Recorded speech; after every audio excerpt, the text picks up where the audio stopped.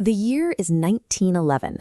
The United States government brings down the hammer on the most dominant and widely hated corporation in America. To punish the man who built it, the Supreme Court orders his sprawling empire to be torn apart. But the mandate meant to destroy his wealth achieved the opposite. That legally mandated dissolution accidentally transformed John D. Rockefeller into the world's first billionaire.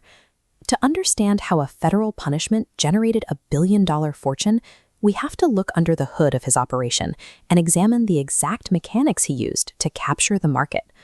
Rockefeller engineered a precise industrial-scale blueprint for total corporate dominance. To see why he craved that dominance, rewind to the 1860s. The early oil boom in Pennsylvania is a frantic, unregulated free-for-all. Anyone with a wooden derrick and a patch of dirt can drill a well. That low barrier to entry created a massive instability. Thousands of prospectors flooded the fields, triggering violent cycles of overproduction followed by sudden scarcity. This line chart shows that volatility in stark terms. A single barrel of crude oil might sell for a highly lucrative $14 one month and then crash, plummeting down to just 10 cents a barrel the next. A young John D. Rockefeller watched this chaos with disgust. Shunted into poverty as a child by an erratic, con-man father, Rockefeller became deeply disciplined and risk-averse. He despised market instability. He made a critical calculation. To survive the extreme swings of the oil boom, he would bypass the unpredictable business of drilling and build a system to control the refining process instead. Rockefeller identified transportation as the industry's true bottleneck, realizing he could control the market by dominating the rail lines. He organized a secret alliance with the nation's major railroad networks, operating under the inconspicuous name of the South Improvement Company. This diagram illustrates exactly how the alliance worked. Through a practice called rebates, Standard Oil secured steep, hidden discounts on their shipping rates in exchange for providing the railroads with a massive, guaranteed volume of oil. Meanwhile, his competitors paid the full published price. Then came the drawbacks. The railroads agreed to take a percentage of the high shipping fees paid by those competitors and siphon that cash directly back into Rockefeller's own accounts. This logistics chokehold created an unbeatable mathematical advantage. Rockefeller generated a profit every single time his rivals made a sale.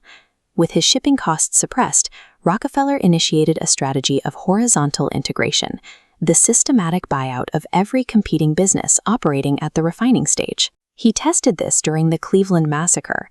Using his secret railroad advantage, Rockefeller slashed the consumer price of his kerosene, triggering a brutal price war that other refiners could not survive.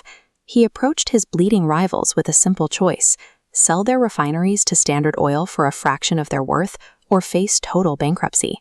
This pie chart shows how effectively he eliminated his competition.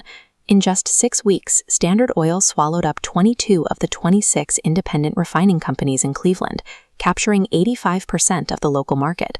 Consolidating Cleveland gave Standard Oil the capital and operational scale required to export this ruthless takeover strategy across the entire country. Rockefeller soon moved toward vertical integration, securing ownership over every single step of the supply chain, from raw materials to final distribution. When the railroads pushed back against his demands, Rockefeller built a massive network of underground pipelines, bypassing the trains completely and moving his oil for pennies. He acquired immense, high-quality iron ore mines to undercut rivals in the neighboring steel industry, like Andrew Carnegie. He heavily invested in research. When drillers discovered a massive deposit of foul-smelling Ohio skunk oil that traded for almost nothing, Rockefeller hired a team of chemists to remove the sulfur, turning a worthless waste product into a highly profitable exclusive. By owning the earth, the pipes, the refineries, and the chemistry, Standard Oil became an inescapable, self-sustaining ecosystem. But soon, the American public eventually caught on. Investigative journalist Ida Tarbell broke through the company's wall of secrecy, exposing the ruthless tactics and backroom deals that bankrupted men like her own father. President Theodore Roosevelt capitalized on the public anger, making the destruction of the Standard Oil monopoly a cornerstone of his presidency. The federal government launched a historic lawsuit.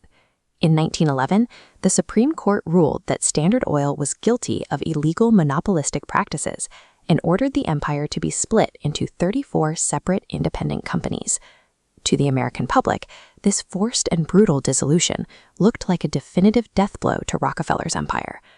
Interestingly, the breakup coincided perfectly with the sudden explosion of the automobile. Gasoline, which was once a completely worthless waste product of the refining process, suddenly became the most valuable liquid on Earth. This bar chart shows the mathematical irony of the dissolution.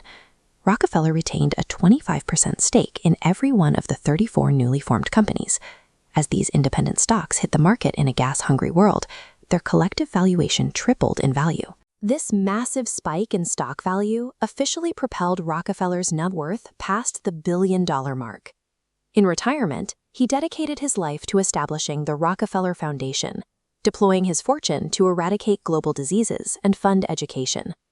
The brutal, anti-competitive mechanics that forced the creation of modern antitrust laws are the same ones that bankrolled the foundation of modern global philanthropy.